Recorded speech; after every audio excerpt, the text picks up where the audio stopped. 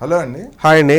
ఇప్పుడు ఆంధ్రప్రదేశ్ ఎన్నికల్లో కూటమి తెలుగుదేశం, బీజేపీ, జనసేన ఈ మూడు పార్టీలు గత ఎన్నికల్లో బీజేపీకి దూరంగా ఉన్న తెలుగుదేశం పార్టీ, ఆ తర్వాత జనసేన పార్టీ బీజేపీతో కలిసి వెళ్ళటం, చంద్రబాబు గారిని విమర్శించడం, పవన్ కళ్యాణ్ గారు అవన్నీ దాటుకొని ఇప్పుడు మళ్ళీ అందరూ కలిసి బీజేపీ, పవన్ కళ్యాణ్ గారు తెలుగుదేశంతో కలిసి పోరాటం చేస్తున్న పరిస్థితి అయితే ఇప్పుడు కనిపిస్తుంది.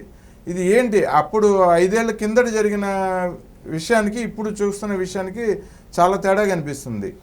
ఇది ఎందుకు, ఎలా సాధ్యపడింది? అంటే నాడైనా నేడైనా తెలుగుదేశం ఓపెన్ ఎజెండా అండి. తామేమి ముసుగులో గుద్దులాట వ్యవహారం ఉండదు. ఆ రోజు రాష్ట్ర ప్రయోజనాలు, ప్రత్యేక హోదా కోసం ఎన్డీఏని వేడాల్సి వచ్చింది. ఈరోజు రాష్ట్రం 30 ఏళ్ళు వెనక్కి వెళ్ళిపోయింది.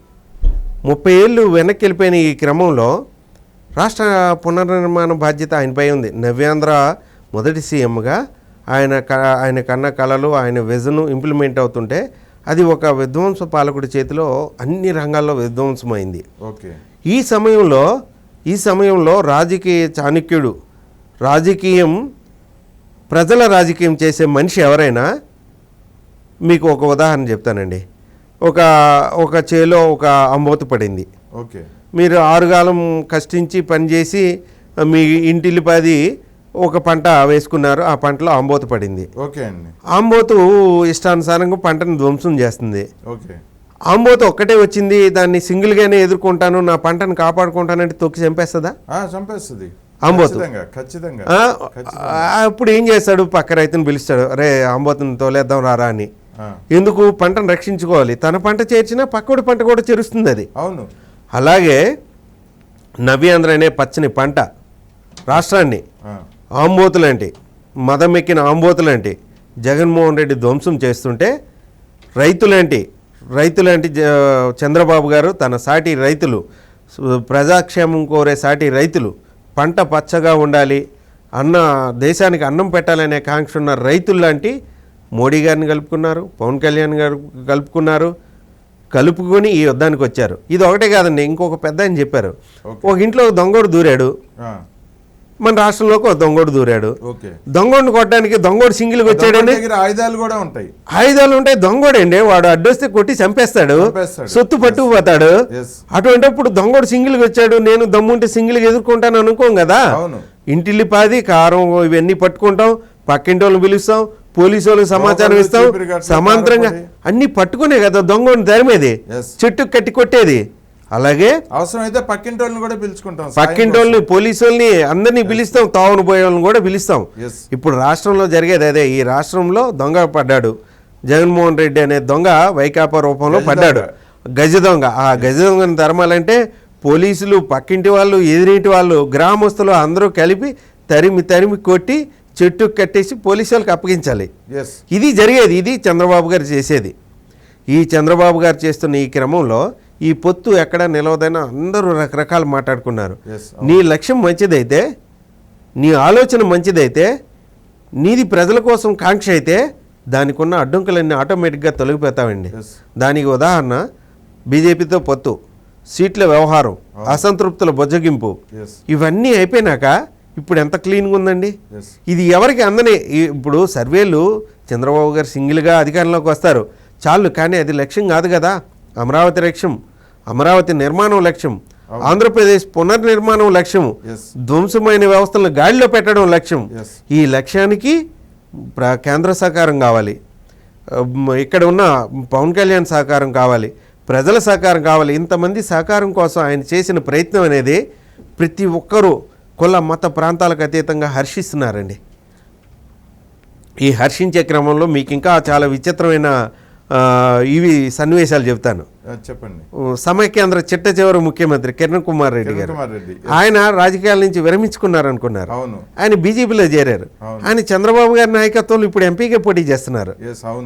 ఇంకో కాంగ్రెస్లో ముఖ్యమంత్రి చాలా పెద్ద ఆయన అంటారు, కోట్ల విజయభాస్కర్ రెడ్డి, వాళ్ళ అబ్బాయి చంద్రబాబు గారి నాయకత్వంలో పనిచేస్తానని ఆయన ఎమ్మెల్యే అభ్యర్థిగా కేంద్ర మంత్రిగా పనిచేశారు. ఆయన పోటీ చేశారు. నాదెండ్ల భాస్కర్ గారి అబ్బాయి జనసేన నుంచి వచ్చి చంద్రబాబు గారి నాయకత్వమే కావాలి ఈ రాష్ట్రానికని ఆయన పోటీ చేస్తున్నారు. పురంధేశ్వరి గారు కేంద్ర మంత్రిగా పనిచేశారు, బీజేపీ అధ్యక్షురాలు. అంటే ఇంతమంది ఇన్ని పార్టీల నుంచి ముఖ్యమంత్రుల కొడుకులు కేంద్ర మంత్రులుగా పనిచేసిన వాళ్ళు ఒక రాష్ట్రాన్ని కాపాడుకోవాలని సింగిల్ ఎజెండాతో కలిశారంటే ఇది మామూలు పొత్తు కాదండి, ఇది జనం పొత్తండి, జనం అడుగుతున్న పొత్తండి, ఆంధ్రప్రదేశ్ కోరుకున్న పొత్తండి. ఈ క్రమంలో ప్రతి హడ్డీలు సులువుగా అలా తీసి అంటే దీని వెనక చంద్రబాబు గారి కష్టం, చంద్రబాబు గారి త్యాగం, తెలుగుదేశం పార్టీ లక్ష్యం ఉందనుకోండి. కానీ సమాంతరంగా ఇతరులు చిన్నబొచ్చకూడదు. వాళ్ళు కూడా ఒక మెట్టు తగ్గి కలిశారు. వాళ్ళు రాష్ట్రం కోసమే కదండి. ఇన్ని శక్తులు కలిసింది ఎందుకు? ఒక దొంగని తరిమేయడానికి, ఒక దోపిడీ దొంగని తరిమి కొట్టడానికి. ఇంకొకటి అండి, సరిగ్గా నెల రోజులు కూడా వ్యవధి లేకుండా 3 పార్టీలు కలవటం జరిగింది. అటువంటి పరిస్థితుల్లో ఓట్ కన్వర్షన్ జరగదు. జనసేన వాళ్ళు టీడీపీకి ఓటేయరు, టీడీపీ వాళ్ళు జనసేనని సమర్థించరు. బీజేపీ అయితే అసలు వాళ్ళ ఓట్ కన్వర్షన్ టీడీపీకి రానే రాదు, టీడీపీ ఓట్లు అసలు బీజేపీకి పడవని అన్నారు. అటువంటి పరిస్థితి ఇప్పుడు ఎలా ఉందండి? అంటే అదే దీనికి అదే ఉదాహరణ అండి.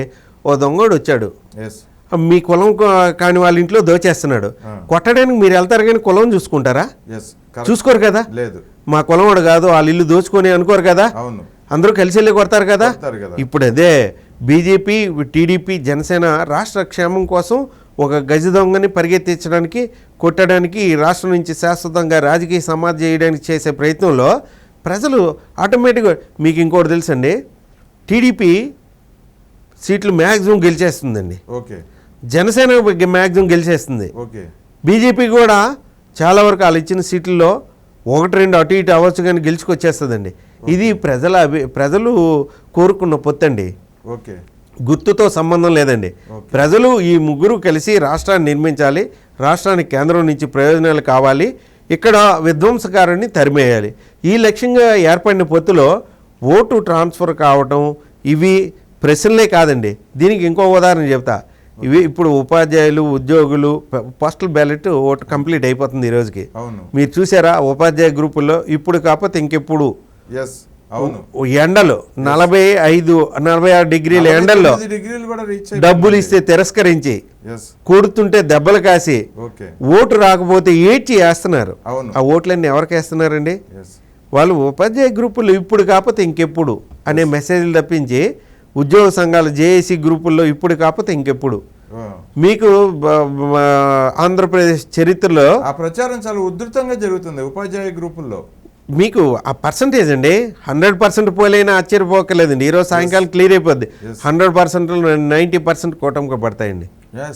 కూటమికి పడతాయి. వాళ్ళ బంధువులు, వాళ్ళు గ్రామస్తులు, వాళ్ళ పిల్లలు, వాళ్ళ చెప్తే వినే మనుషులు, వీళ్ళందరూ ఓటేస్తే ఓటు పోటెత్తుతుందండి. ఓటు పోటెత్తుంది. ఈ పొత్తు రికార్డులు తిరగరాస్తుంది, ఆంధ్రప్రదేశ్కి అద్భుతమైన భవిష్యత్తును తీసుకొస్తుంది. ఇందులో ప్రతి ఒక్కరి త్యాగం ఉంది, పాత్ర ఉంది, ప్రతి ఒక్కరి కష్టం ఉందండి. ఓకేనండి, థ్యాంక్ యూ అండి, ధన్యవాదాలండి.